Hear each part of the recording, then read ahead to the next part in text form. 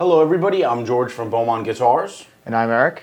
And today we're going to be comparing some sounds from the Runt 20 and the PT20 by Friedman.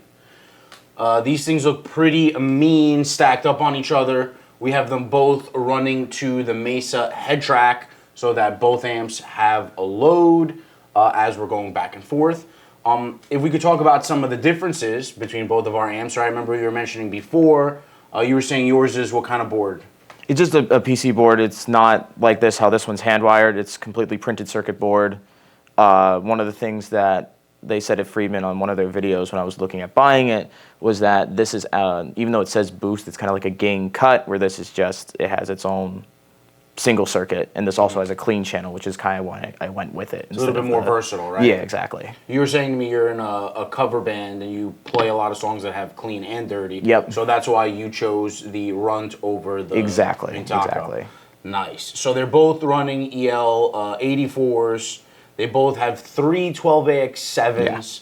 Yeah. It's pretty similar, but not. So yeah, let's hear some of the gain tones. Actually, let's take us through your Runt 20 and let's see what kind of sounds that has. Okay, so I can start with clean in this case and say do something like. Wait, are we on the right amp right now? Now we're on the right amp. There we go. So if it did something like this, like.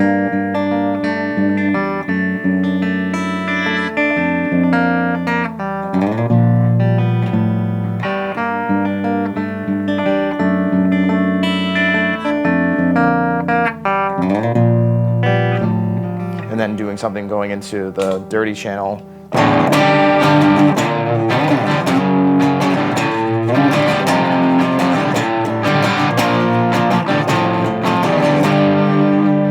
if you want to increase the gain, first engage the boost to do the same thing.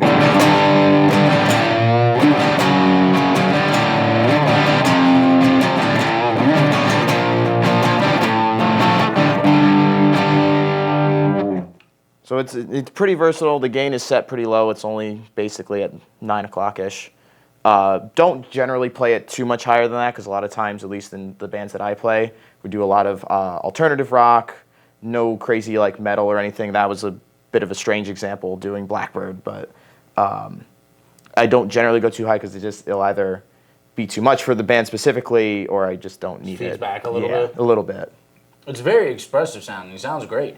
So that's is that our gain max to 10, or we're very low right now, right? Yeah, gain very low right here. Can we hear it? I want to hear it just gun it, ripping. Yeah. Okay, I want to hear all that this thing has. Okay, so let's just go. This amp actually does go to 11, so let's just do that.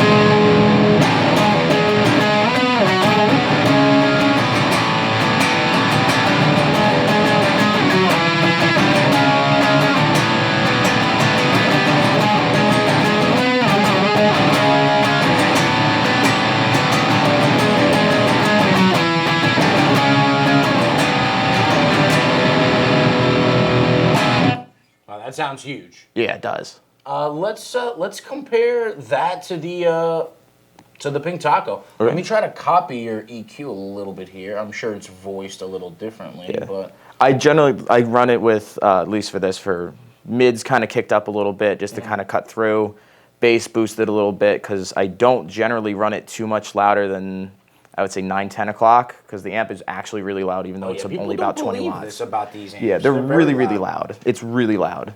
Most times, especially if I'm just playing at home, it will not go above where it is right now because otherwise you're waking up neighbors or your dog's going to be like, what's going on? And Speaking about the waking up neighbors thing, so the one thing that's different about your amp and my amp is this has the silent out and the emulated out, right? Exactly, yeah, which is wonderful. I've had several nights if I'm like in my apartment at school and I'll just go, oh, I just want to play or I have a song idea or something, I'll record something and I can plug it straight in. I don't need a cabinet because it has its own load and I'll just plug straight into an interface into my computer into even something like Audacity just to kind of get the sound into a computer. So you're not waking up anybody and you still get to jam out. Yeah, exactly. Let's hear a little clip again of this and then while you're playing I'll switch you to the PT20. Okay. So then that way, actually, no, yeah, we were on the right amp. We're on the right amp. Yeah, I'm just going to dial back the gain a a little bit, probably about there.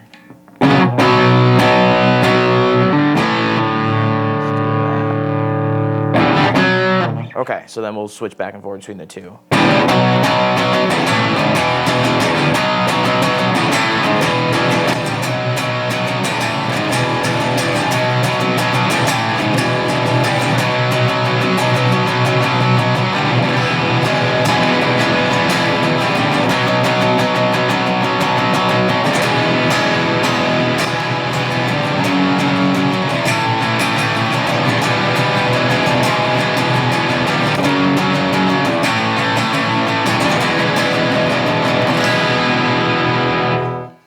Definitely can hear that this amp sounds a lot darker to me. It does. It really does sound a lot darker. This is the first time maybe like a year I've plugged into a PT20 instead of the Runt, and they were really drastically different. I know that this has the 3 different voicing switches, but I figure, we're comparing one sound. Yeah. So, and they're one of them's got like less gain, and the other one's got a little bit more of like a mid shift to it. Yeah. But yeah, you can clearly hear. I mean, there's not enough of a difference where I'm like, oh no, this one sounds like way better than the other one. But they're both good. I would say what would be the deciding factor for me too would be if I needed the second channel. Yeah. As well as wanted the emulated line out. Yeah, exactly. For live and stuff like that. Yeah. But yeah, these both sound awesome. Yeah. One thing I really like is even though it does have a clean channel, a lot of times I'll even just like back off on the volume to just do simple things. So if I did like. So if I wanted to do like say this, which amp am I in right now? Let's switch. Well, here's a good way to check. Yep. Okay. Cool. So then if I just want to do simple, just. And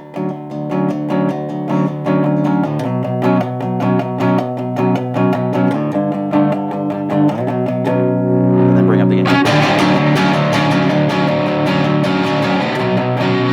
So it's just nice. You can get very much dynamics. It also helps with a P90 to kind of clean it up. I've also used this amp with Seymour Duncan JB and Jazz. Sounds very much like something like Rise Against would play because they've used Duncans.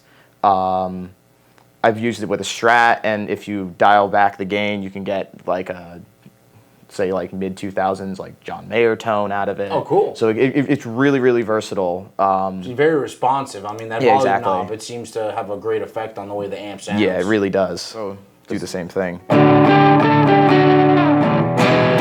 And then up the gain. I'm sure the PT does it as well. Let's see. Let's find out. Make sure one thing about juniors is that same as any Gibson, G string, never in tune. Never plays nice. Never in tune, pain to intonate, but it's a rock and roll machine. So yeah, so doing the same thing. Let's keep this one up.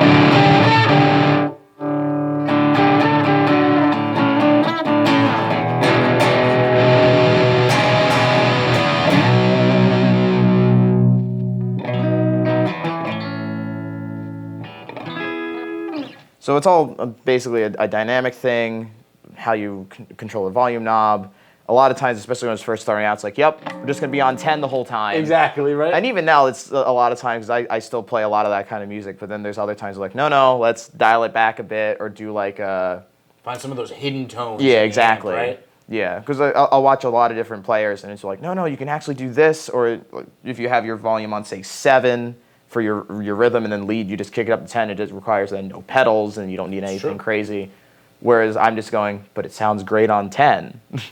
So it's all it's a lot of options. It also depends on the guitar, depends on the pickups. And that's why we chose something simple too, is because if we're sitting here playing 12 examples out of like a million different, all these different pickups, you're not going to get the accurate representation of what it sounds like in this room right now at this time. Exactly. But Friedman makes some of the most awesome rock machines. Oh, yeah. There's been people playing these things. I mean, the guy from Mastodon, who's the Phil X? Phil X does, which is also another reason I bought a junior. Between Billy Joe Armstrong, Green Day, and Phil X, it's like I need a junior. And then with Phil X playing Friedman, Chris Shiflett of Foo Fighters plays BE 100s. And when I saw this go up, because this was not out too long before I was like, I need to get it. Yeah. It was just, yep, let's play this. Because I had a Marshall for a little while. It was I remember, the yeah. DSL 40. And it just doesn't compare at all to this thing. So and what again, made it's what you made want. you like, oh, this is nice, but when I heard this, I was like, oh my god. I got the Marshall and I was just going like, hey, this is great. And when I initially got it, it was awesome, but it was really, really loud, even when you set it to its half power mode. So that was not pleasing family members, and it was just, I couldn't get the sound I wanted out of it. So then it was like, okay, let me look for something else. And then I started looking at Friedman, and I had played a Friedman like a year before that. It was a Friedman small box, so the 50 watt. Mm-hmm. And it sounded amazing. I was in a guitar shop down in Maryland, and it was through a 4x12 cab, and I think I just played on it for a couple hours, and they were just like, you gonna buy it? And I was like, I don't have the money for this, but then we were talking, and you said, oh yeah, you got this one. Exactly. Yeah, and I said, hey, we need to compare these two, and we need to see what the differences are. And honestly, I wish we could have done this a while ago, because the amps are different, but not that different. Yeah. I mean, it's like we said, it's more of a versatility thing. It's more of a what are you looking to get out of it. Yeah. But yeah, this has been a great comparison. Give people a good idea of some of the tones, some of the things that both of these amps can do.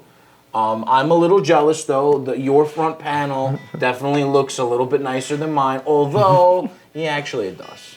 But you never know. We could always do some cosmetic upgrades. Oh yeah, of course. Put like a vinyl wrap on it or something. Extra light bulb over here or something, just to make it look a little nicer.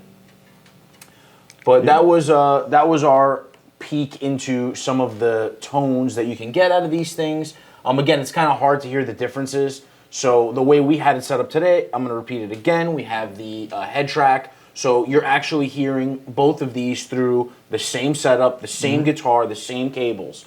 So it's a pretty accurate representation. Yeah, I would say so. Yeah. Let's play it through whatever amp you want, and let's we'll play this out. First, I want to thank everybody for watching. And like, subscribe, leave comments at the bottom. Tell us, did you like it? Did you think we should have did more of this than that? Do they sound exactly the same? Is this some crazy mind trick that we've done? You tell us. Thank you all for watching. Eric, thank you for coming. Yeah, absolutely. Play us out, man.